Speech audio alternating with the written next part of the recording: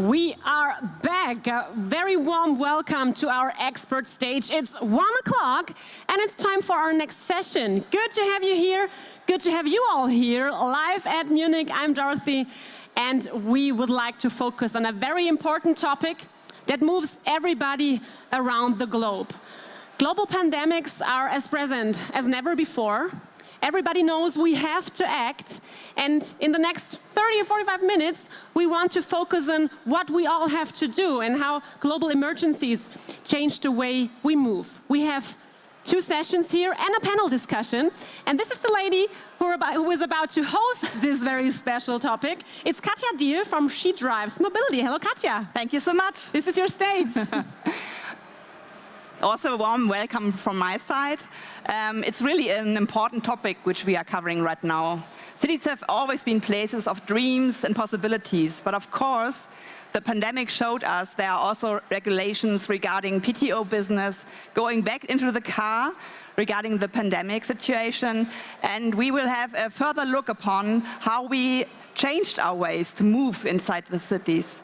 As we know, there is a huge demand of changing the mobility, especially in cities, to get back life quality and to get back the spaces we had before as human beings. As the host, I want to invite the first man to the stage. Philipp Rode will have a special eye upon what happened in the pandemic and what are the causes we are needing. It's your stage. Thank you very much, Katja. It's a pleasure to be here. And I felt as a first overview presentation, it's important to rehearse a fundamental argument about why cities exist and why, as part of this, urban accessibility rather than just mobility is so important. So what we need to appreciate is that transportation and cities are not just a pairing of 2 policy sectors. It's a very fundamental relationship. A rather established economist from Harvard University called Ed Glaser once said, "Cities exist to eliminate transport costs for people, goods, and ideas." And cities do this not only by moving people around in an efficient way, but by co-locating opportunities, all sorts of urban functions to enable us to be much faster where we want to be. And the way cities do this is either by hypermobility and producing rather dispersed settlement structures. This is the periphery of Mexico City, relatively low-density urban development, very road mobility dependent to produce access. So lots of movement intensity, lots of driving involved. But good cities can do it quite differently.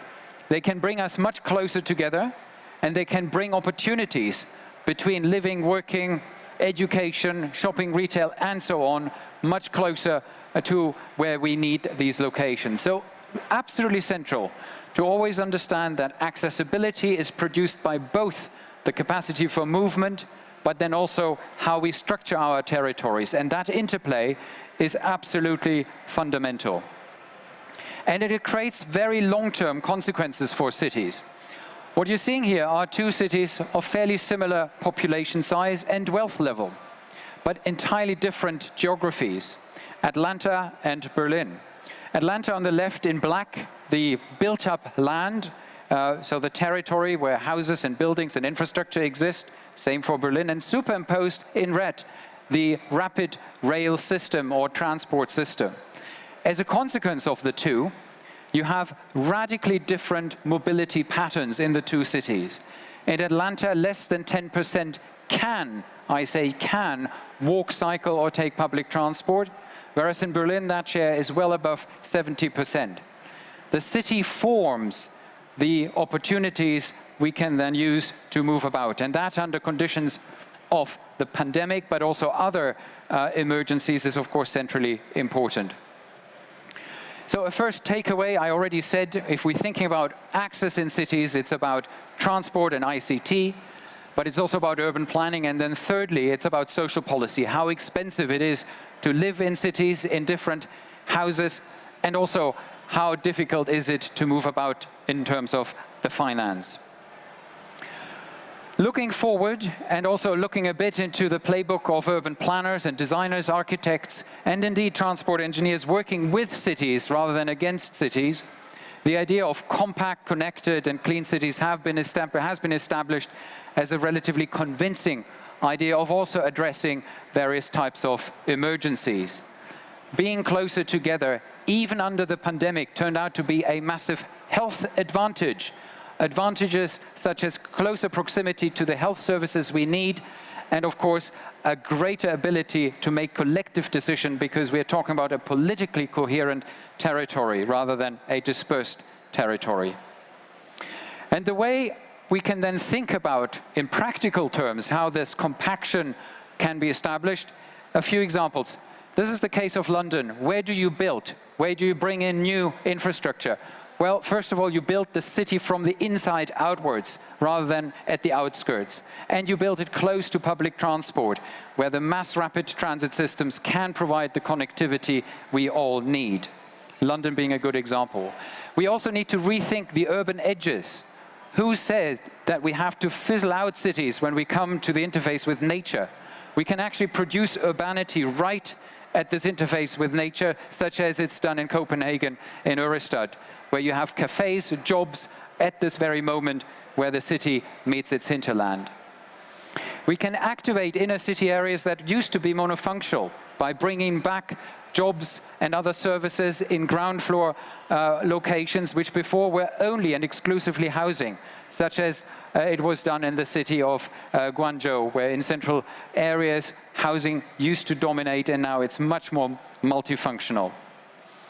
And we need to then rethink the connectivity story. The streets is what brings the city together. And utilizing the street as much as possible will be even more important as we move forward. What you're seeing here is the city of Bogota, which has dedicated out of these 5 lanes of an urban motorway, 2 to mass rapid transit, to so-called BRT systems. These 2 lanes move about 40,000 people per hour and per direction, whereas the 3 congested traffic lanes by cars move about 2,000 to 3,000, so less than 10%. It's clear that cities, if we want to use the space that they have available, and that's often constrained, we need to be optimizing the space use as much as possible. But technology will be there to help us. And in particular, the idea of digital van service may be an attractive alternative to personal car use. Being able to share with just a few urban residents maybe a ride, a comfortable ride, which picks you up where you want to be picked up and brings you where you want to be. The Moya strategy in Hamburg is clearly one of those experiments we need to look very carefully into and learn our lessons. And finally, coming back to time and how close our opportunities are next to where we live. The 15-minute city has taken off as a concept in many cities and countries, and nationally coming out of Paris. It, of course, radically rethinks our immediate proximity, the streets we are living in. Rather than corridors for motion, these are corridors for residing in, for dwelling in, for enjoying life. Yes, we need movement functions of our street, but maybe we have overemphasized those over the past. That has radical consequences for a lot of the technologies which are presented at this very convention. There is, of course, the idea, maybe ideal, of autonomous driving. But if we do autonomous driving as it's depicted here, it may provide us with mobility that's worthwhile pursuing between cities, but within cities, it is creating a major conflict of space consumption. If you enter with that kind of mobility, requiring easily 150 square meters per person when you move with this autonomous vehicle into the core cities, where the jobs congregate, where the people come together to work, create, to think. And that's the reason why cities are so successful. 150, 200,000 person per square kilometer. If you bring mobility of the sort I showed you before into those centers, you get what? Congestion. And it doesn't matter whether it's the conventional car, the electric car, or the autonomous car. This is the real innovation we need from the many intelligent productions and thinkers and innovators that are at this conference, to think about how we can solve the space consumption challenge which urban mobility presents us with. Otherwise, we need to disperse. And that's exactly what cities are doing at the moment. To accommodate the car, the conventional car, we are expanding massively, we are de-densifying our cities, and that has huge environmental and social costs. Instead, new urban mobility, whether it's accessibility, living closer together, with a lot of digital opportunities, walking, cycling, sharing, electric mobility, and multimodality is here to help us in the future. I want to leave you with a slightly older polemic by the digital company Ericsson that already some time back looked at a comparison between incremental and transformative emission reduction. Incremental reduction is, yes, if we slowly upgrade systems which we know about, a radical, transformative reduction. The one we need under conditions of emergency is, of course, on the right side with digital technology, far more dramatically reducing carbon emissions from travel as we could have imagined. So, very important to embrace, however, the hybridity of being in the city as a place while being virtually connected. That's going to be the future, and I hope that the kind of mobility that's out there on the screen now is much more going to be the type of mobility our cities produce in the future. Thank you very much.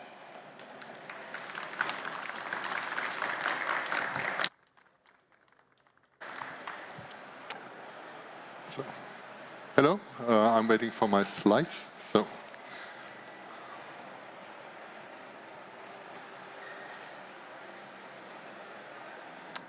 Hello, my name is Mark Schelewski from Infos Institute for Applied Social Science. I want to present the results of our project MobiCore, which was observing the changes in mobility behavior before, during, and we thought also after the corona crisis, the corona pandemic, but we're still in it, so it's just before and during. So what to expect? First, I will spend some words on the way we survey before I show you the main results of the survey. Then I would like to focus on public transport and then quickly show you what we derived for recommendations. So, but the methodological brief. We did this project, MobiCore, together with the Berlin Institute of Social Science on behalf of the Ministry for Education and Research. We did 3 surveys so far, starting in May 2000, October 2000, and in May this year again. We asked 1,500 people in a panel design from the age of 16 upwards by telephone. So we used this CARTI methodology. What we also did, we did the design of the big German study mobility in Germany, so we could use this data as a reference for before the pandemic starts. So in this way, we could gain some information of what changes in mobility happened during the crisis and derives some recommendation for politicians to react, or also for transport companies. Finally, for the methodology, we used the app to look on the changes throughout the pandemic. So the first slide is the mobility. This is the result from the application we used, and it helps us first to see all the 3 waves we did so far on the survey, in which time of the pandemic does they take place. And you could see the first and the second were before and after last year's summer high, where we always almost returned to the normal level of mobility. And then we dive during the winter and this year's summer into a long, deeper level on the mobility. And this is when we conducted the 3rd wave. And we could see in our findings that we're still not on the level of the we had before the pandemic starts. But let's go to the survey. First, I would like to present you the changes in where we go, so the purposes of our trips. And you could see that almost nothing changed on the retail and errands, so shopping and personal business. it's almost on the same numbers like we had before the pandemic started. But we see a strong decline in work and education-related trips, and also in recreation. It's gone down. We still, last year's May, we were on 75% of the usual amount of trips. This year in May, we are still on a level of 86%, so we're not back to normal. This becomes more clear now. Here you can see the model split.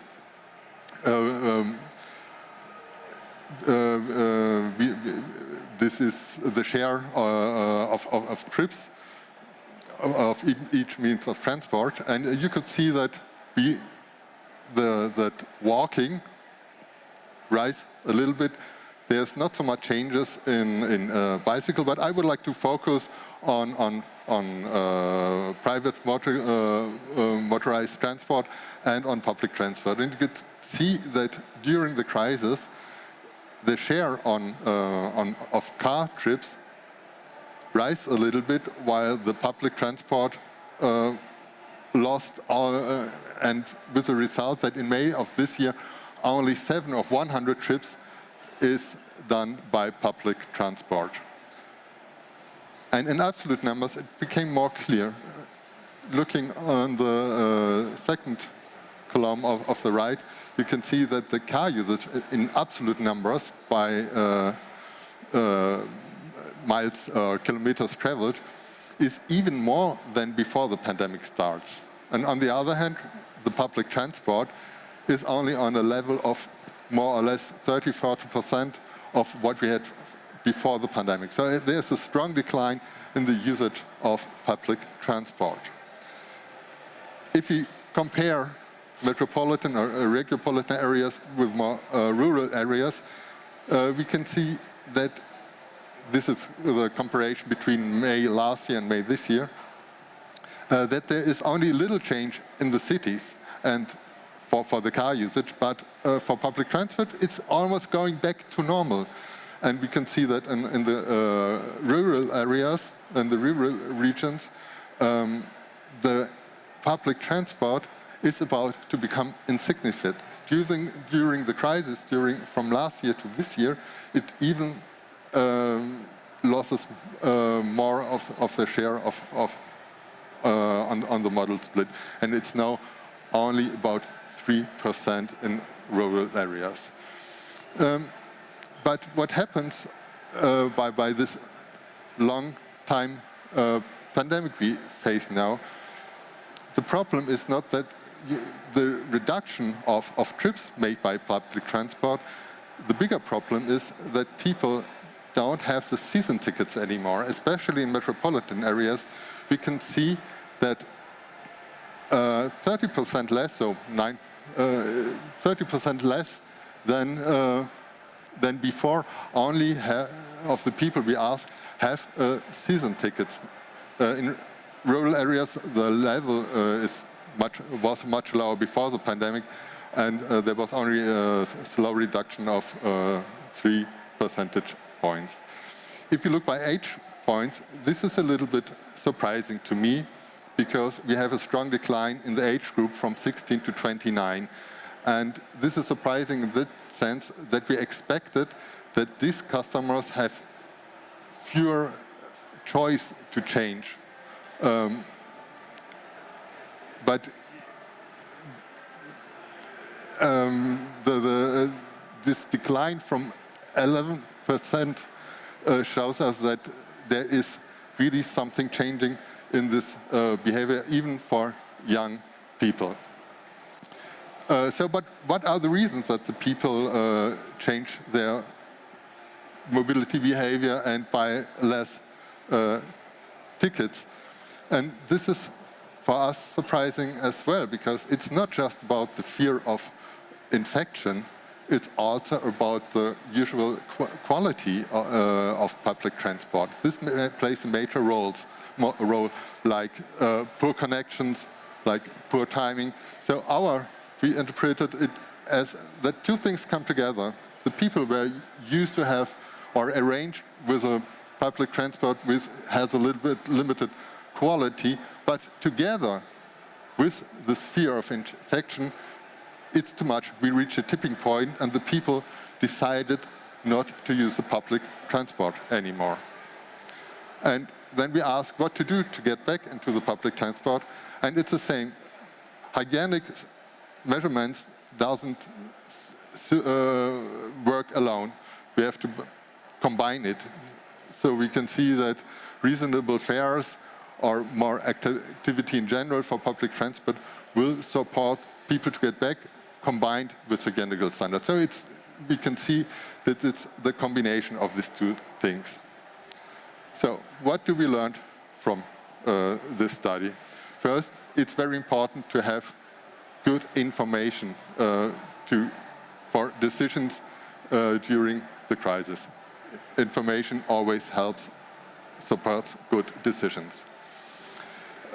Second, we can see that sometimes we thought that this pandemic supports the ecological change by having more bicycle riders.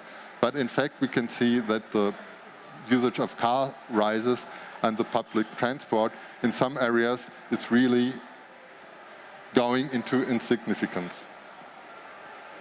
So the public transport has a structural crisis, and we have to work on that, because the fear we have is that the people build out new routines, and once they're comfortable with their new routines, they won't change it. And then it's much more effort to give them back into public transport. And we all know we need the public transport for the change in mobility, for sustainable mobility. And if public transport is not attractive, we have a bigger problem in future. So, thank you very much.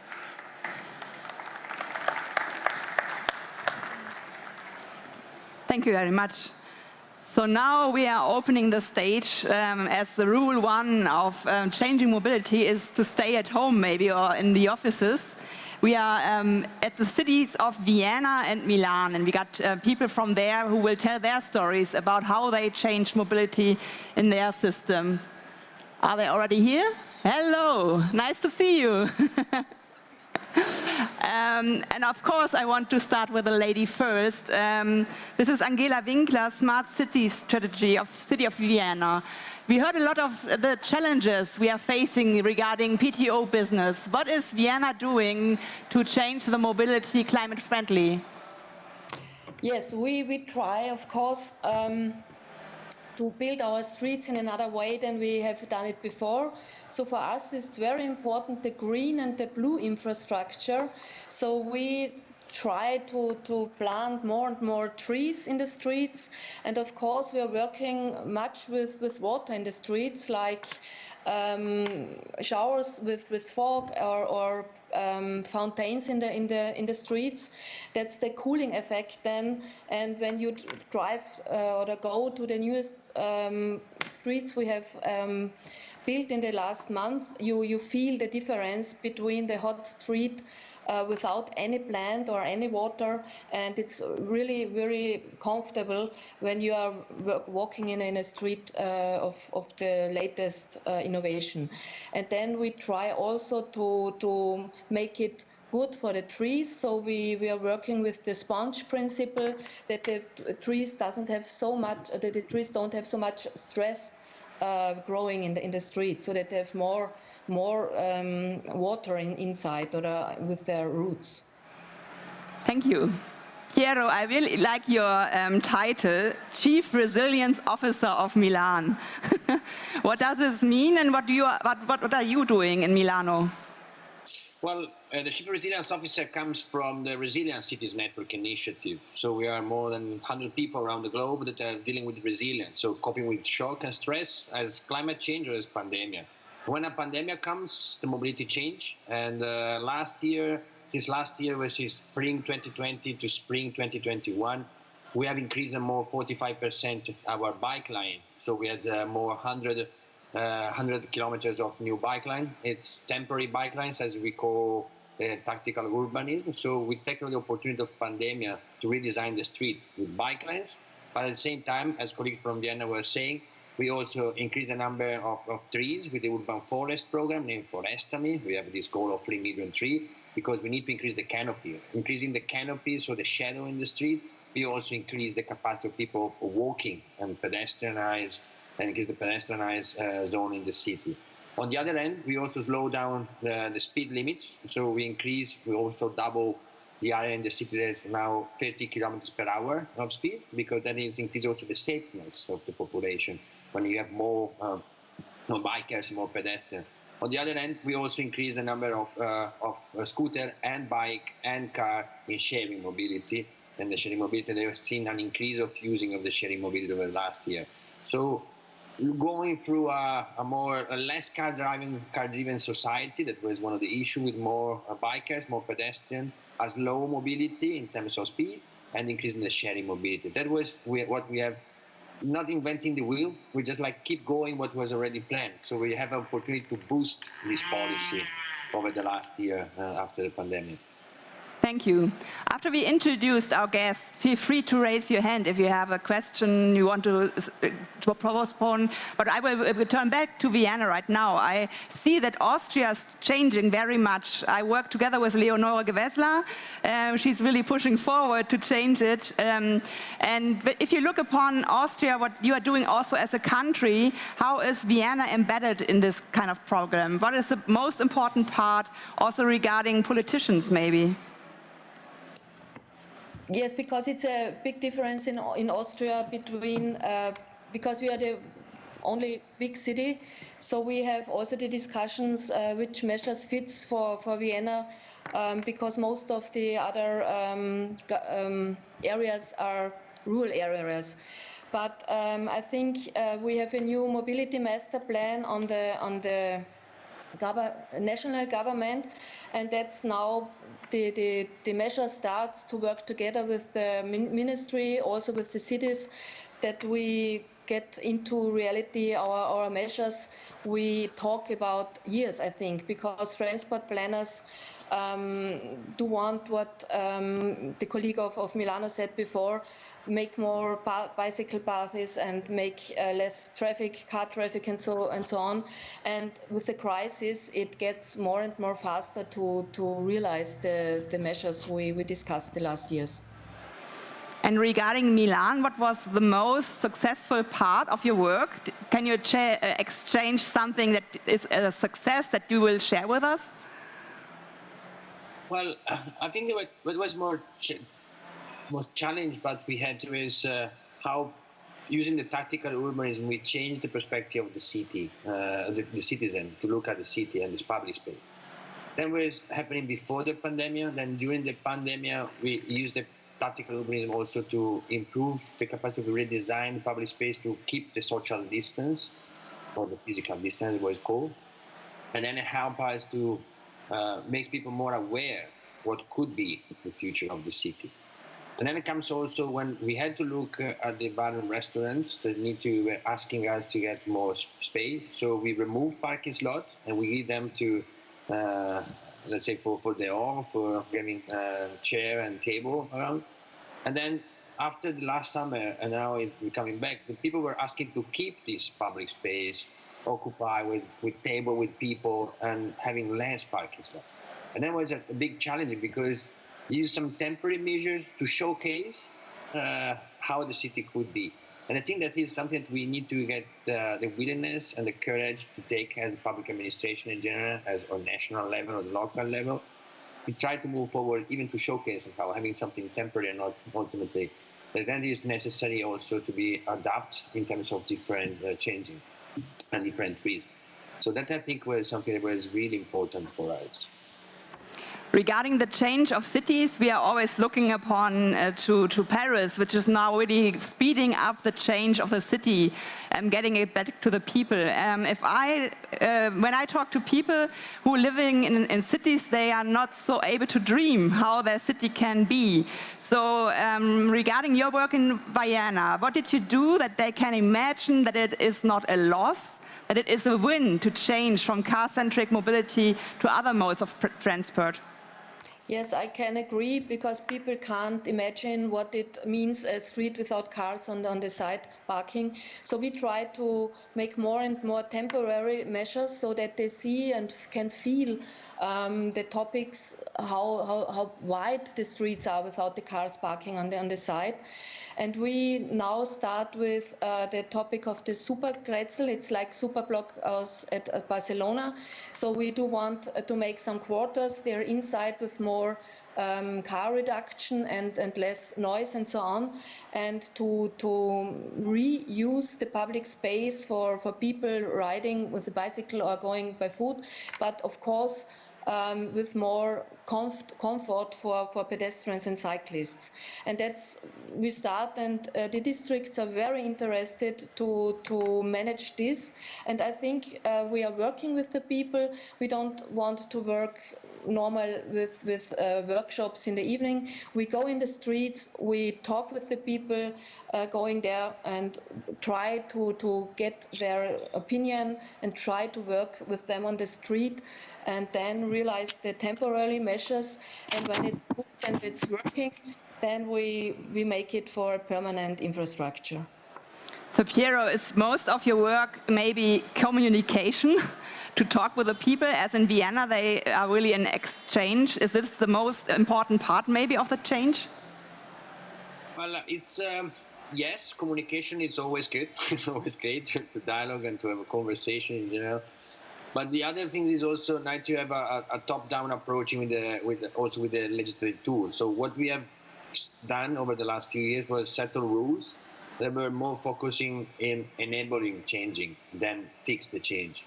So we also try to have some rules that could be helpful and be open to accept the innovation and the changing in the city itself.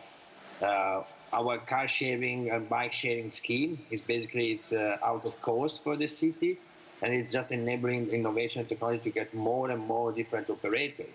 And somehow that's something that it's a competitive dialogue. The urban planning could be something similar to say, but it's more focused on the sharing, on the car sharing.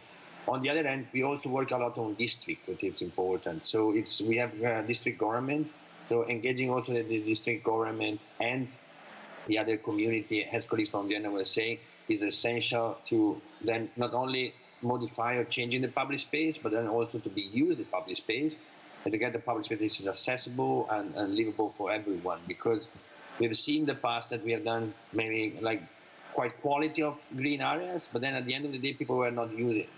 So, and then we correct and we adapt our policy and the way of design to be sure and that everyone then be engaged in the process of design, but also then once it's finished, they be capable to use, because that is an essential part, in our opinion.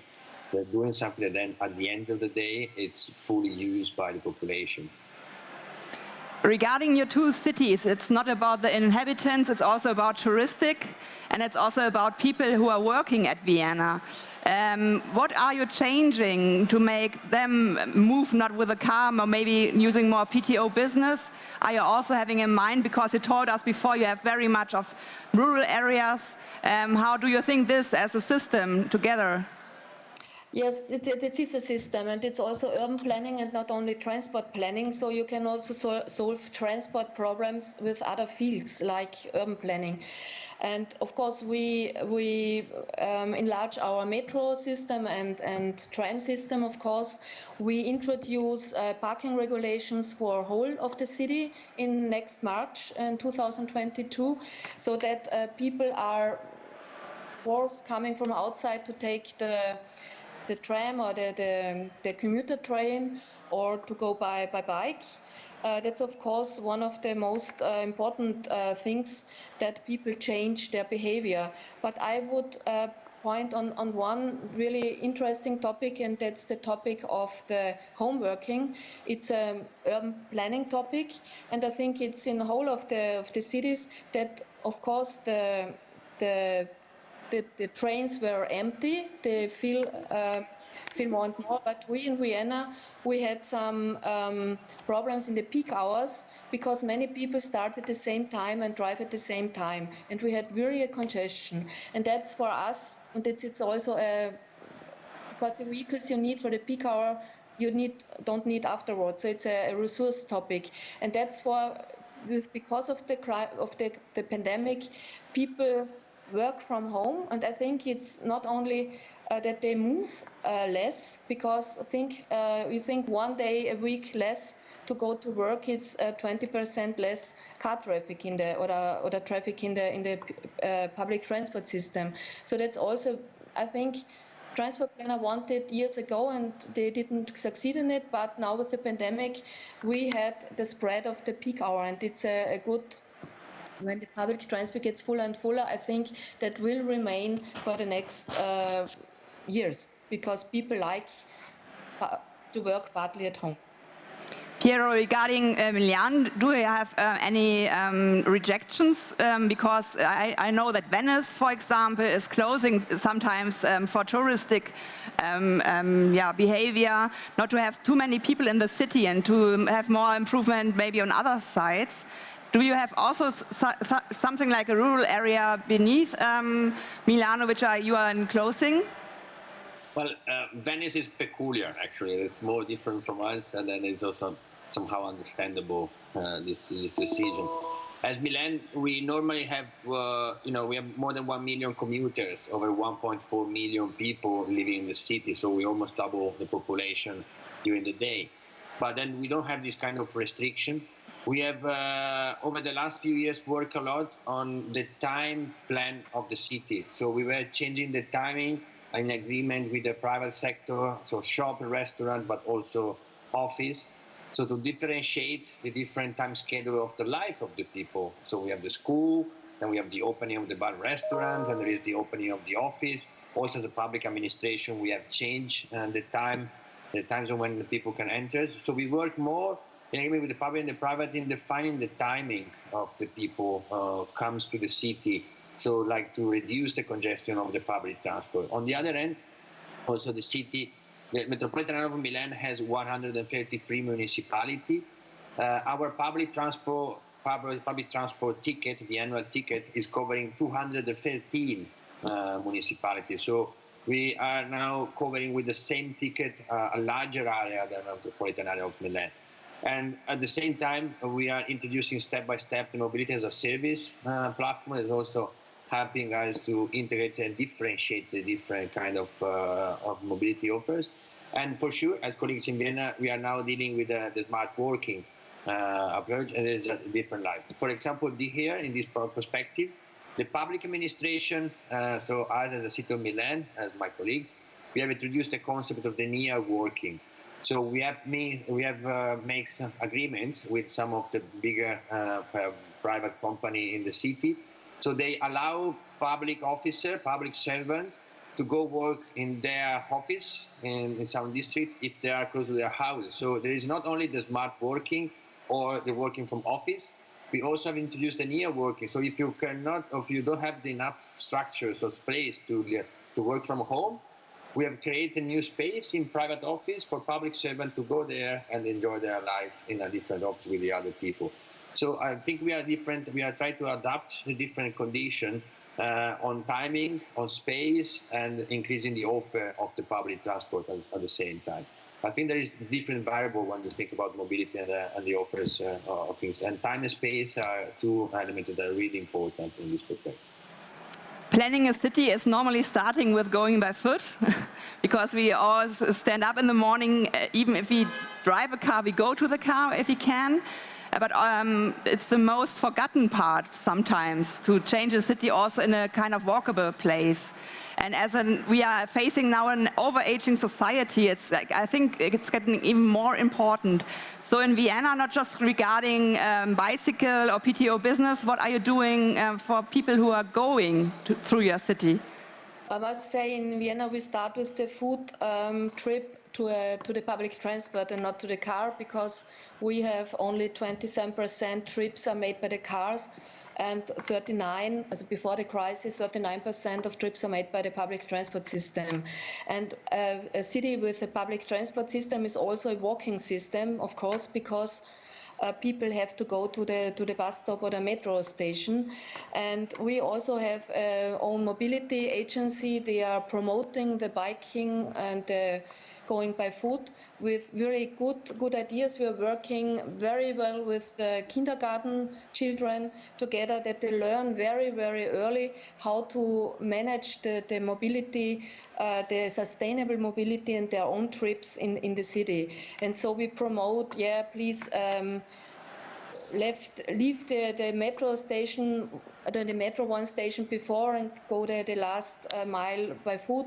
And I think it's not only the climate topic.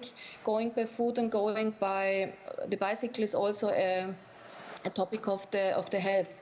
And we think we are very a friend of the healthy streets. From London to consider the streets also for cyclists and for pedestrians, that because it's also healthy to go by foot in your trips during the whole day. I think this is also an important point. I learned 2 days ago from the mayor of Utrecht that before they changed the mobility in their city, there were parts of the city where the people died 10 years before others, because some were very healthy and some were in really crowded parts of the city.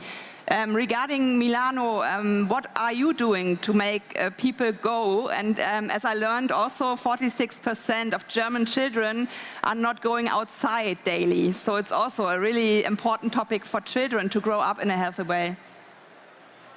Well, last was June. We have the first experience with the play street. So we start having temporary close of the street, and makes the street available for pupils to play. We engage association, parents, and pupils. We draw games on the street, as other cities have done already. I think in London, I see like Berlin did it. So we had like this concept, like to get people moving, get out, that it's and enjoying the public space. There is an essential element. We need to take out the cars from the city, because city cars are occupy what is the space that is normally fundamental to create green space or livable space or community dialogue. So that is an essential element that if we want to live in a more terms. Then we also have this willingness to the 2026, when we are going to host the Olympics game. So we are also working in improving the sport infrastructure. So, and we also educate more the population in terms of how walking or using public space or biking is related to health concept. So it's using what is the champions power of the storytelling to make the people more aware of what is the opportunity in improving their health through their way of mobility. Time flies by. We are already at the end of our session. I thank you so much that you joined us. I say goodbye to Vienna and Milano. Hope you have a great weekend. And yeah, I think one question.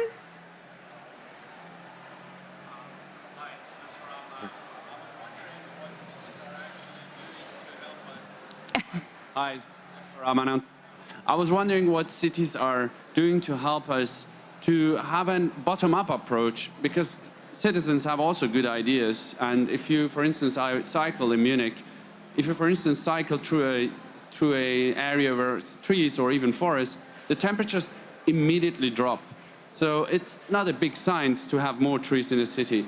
And there are lots of opportunities, lots of buildings out there. We could do lots of things. I need more freedom as a citizen to actually start a bottom-up approach and do something. And I don't expect from the city to do everything for me. So I want to do also something. And I need more freedom for that. What are they doing? Unfortunately, they're gone already. But maybe you know some examples from your work? Some cities who are doing this? So the general response would be we need to reinvent local democracy for sure in our cities. And there is a lot of dissatisfaction because these good ideas and sort of these proactive approaches don't often integrate well with the formal structures of our institutions. But we also must not be naive, because in the end you need to negotiate your idea with all your neighbors, the hundreds of thousands of people in your city, and what are our processes for these. I personally think, in the context of emergencies, the idea of citizen assemblies, which bring together a representative group of society that is then educated, talk through the same kind of statistics, information, knowledge, whether it's COVID, climate, or a social emergency like the mayor, like the executive. And then really debates is something which cities can still work with a lot more in the future. And maybe you or colleagues of yours with similar views can then mainstream these ideas in those kind of forums. We need many more engagements, public engagements with each other, debates to, in the end, make decision-making in our cities much better in the future. Thank you. I know from Berlin, for example, that there are a lot of little projects where the people are asked to participate, to discuss the project which are on the run. Especially in my neighborhood, there is planned to reduce the parking lots by 30–40%. Different concepts are under discussion, and they invite the inhabitants to discuss it with the politicians. So I think this is on a very low level to integrate the inhabitants of the cities. And then you have the stage to bring in your own ideas. Thank you so much for bringing up this question. And yeah, and I think we are now in a lack of time, and we are closing this. Thank you so much for appreciating. We say thank you for this very interesting panel. This is 2021, isn't it? We're here in Munich, joining by Vienna and Milan, and all of you here in this round. Thanks again for this very interesting topic. And we are on in some minutes. We start at 2:30 with Airbus and the World Economic Forum. So hopefully you're there. And for everybody who joined this panel discussion a bit later, you can find anything on demand here on our IAA platform. Stay tuned. Bye-bye.